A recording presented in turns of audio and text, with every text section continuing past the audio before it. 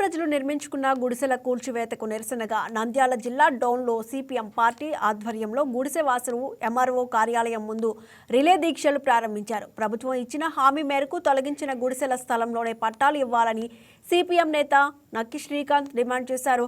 కాకుల్ని కొట్టి గద్దలకు పెడుతున్న చందంగా కూటమి ప్రభుత్వం తీరుందని ఆయన మండిపడ్డారు.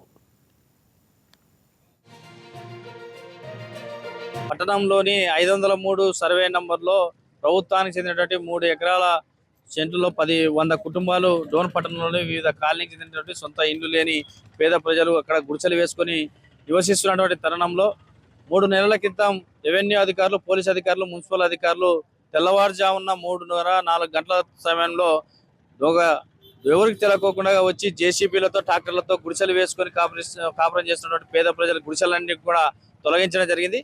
దాంట్లో భాగంగా అప్పుడే స్థానిక ఎమ్మెల్యే జయసూర్య ప్రకాష్ రెడ్డి గారిని కలవగా, మీరు ప్రభుత్వం చెప్పిన విధంగా ఆన్లైన్ చేసుకోండి, అదేవిధంగా గవర్నమెంట్ కూడా హౌస్ ఫర్ ఆల్ స్కీమ్ కింద అందరికి కూడా ఇంటి పల్లాలు ఇవ్వడానికి సిద్ధంగా ఉందంటే, ఆ రోజు అందరికి కూడా మాకు అక్కడే కావాలని పేద ప్రజలు మేము అక్కడే దాదాపుగా 30-40 వేల రూపాయల వరకు ఖర్చు పెట్టుకొని నష్టపోయాం.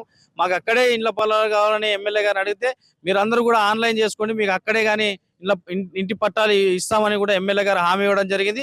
ఇప్పుడు అందరూ కూడా ఇక్కడ వచ్చినటువంటి లబ్ధిదారులు అందరూ కూడా 100 కుటుంబాలు కూడా హౌస్ ఫర్ ఆల్ స్కీమ్ కింద అప్లై చేసుకున్నారు. వాళ్ళందరూ కూడా నిజమైన లబ్ధిదారులని ప్రభుత్వమే గుర్తించింది.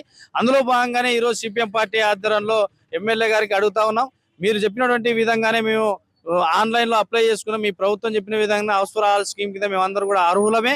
మీరు కూడా మాట ఇచ్చారు కాబట్టి తక్షణమే 503 సర్వే నంబర్లో గుడిసెలు వేసుకొని నష్టపోయినటువంటి పేద ప్రజలకి తక్షణమే అక్కడ పట్టాలు పంపిణీ చేసి మీరు పేద ప్రజలకు ఇచ్చిన మాట నిలబెట్టుకోవాలని సిపిఎం పార్టీగా విజ్ఞప్తి చేస్తా ఉన్నాం.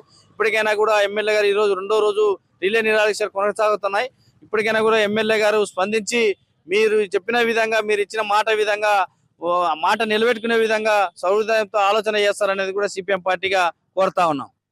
హాయ్ వ్యూయర్స్, ఈ వీడియో మీకు నచ్చినట్లయితే లైక్ కొట్టి షేర్ చేసి వైకే టీవీని సబ్స్క్రైబ్ చేసుకోండి.